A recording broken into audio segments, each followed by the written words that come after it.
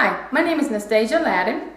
I work with a governmental agency called Child Protective Services, known as CPS. As a foster parent, I have witnessed many injustices in the system. It is a system that is in need of reform.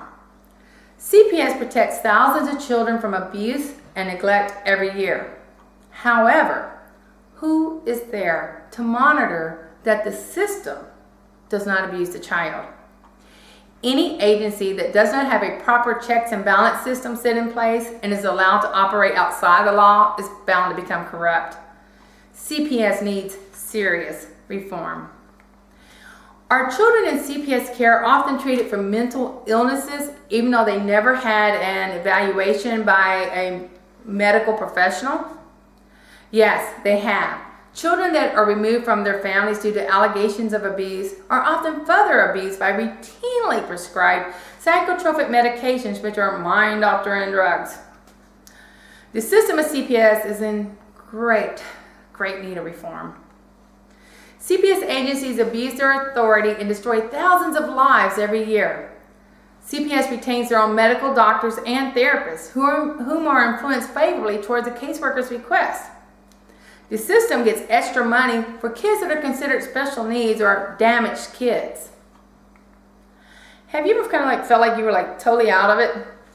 This is how a child feels when on these medications.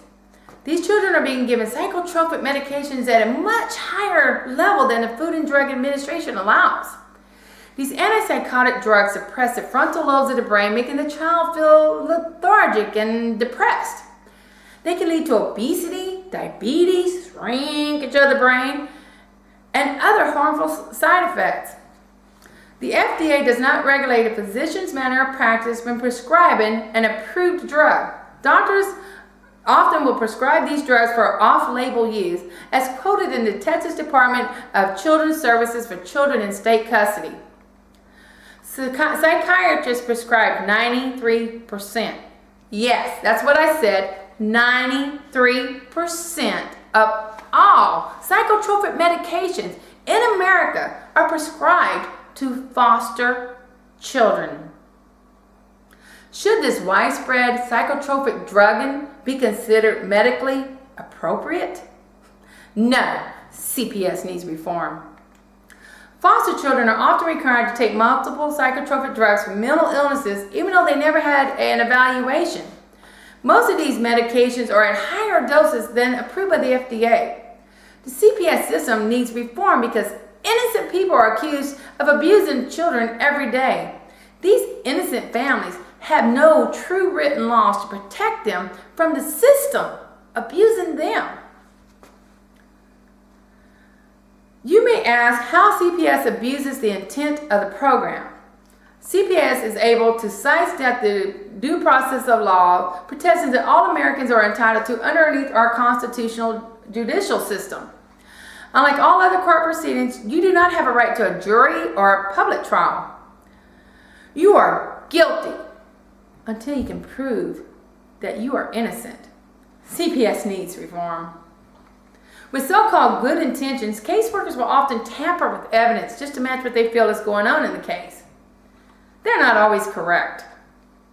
Do you think that anyone at all, should be allowed to tamper with evidence, even if it's for a good cause?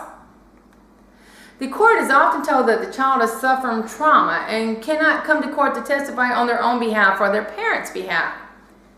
If CPS believes there is a violation against a family, you are not allowed an independent evaluation from your own medical doctor, therapists, school teachers, or other professionals that may have been involved in your child's life before the report of alleged abuse was received. You do not have the opportunity to show that your accuser may have had malicious reasons for filing that complaint. In fact, the accuser gets to hide behind CPS protective veil. Really? The false accuser gleefully gets away with just ripping your world apart while you and your family are just dragged through the dirt? Later, if the accuser is found to be making false allegations, no charges are filed due to the fact there are no criminal penalties by law. CPS states the reason you cannot face your accuser in court is that people will be afraid to call in suspected cases of abuse. They may fear retaliation and be afraid to just make that phone call. However, I disagree. In our court system, people face their rapists and attempted murderers every day. Our Constitution gives us the right to face our accusers and to defend ourselves. Is every single person accused of a crime actually guilty of something?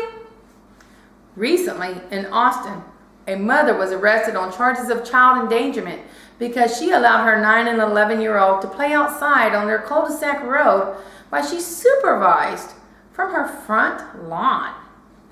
In juvenile court, parents are denied constitutional rights.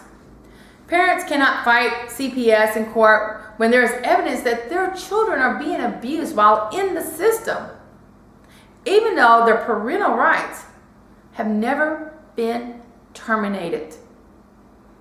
With all their constitutional rights stripped away, they stand to lose their children forever.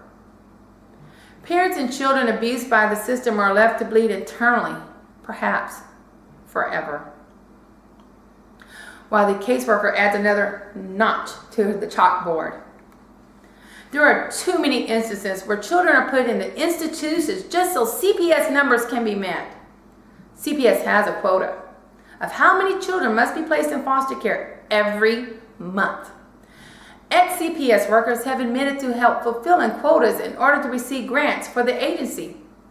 However, many caring CPS employees resign from their jobs due to the corruption of the system. According to Suzanne Schell, author of Profane Justice and Family Rights, if a certain number of children are not removed from their homes each year, the agency will lose state status and funding, causing people to lose their jobs. Should broken families equal higher paychecks? CPS needs reform. CPS answers to no one. Should the fact that CPS answers to no one, including the judicial system, be allowed? Should any agency have that much control? Currently, there are over 662,000 children in the United States in foster care. Unfortunately, the Child Protective Service Agency is a much needed agency to protect children from predators.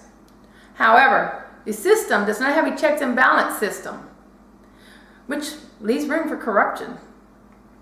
Child Protective Services needs reforms by instating whistleblower protection laws so CPS workers can make changes without feeling threatened by higher-ups.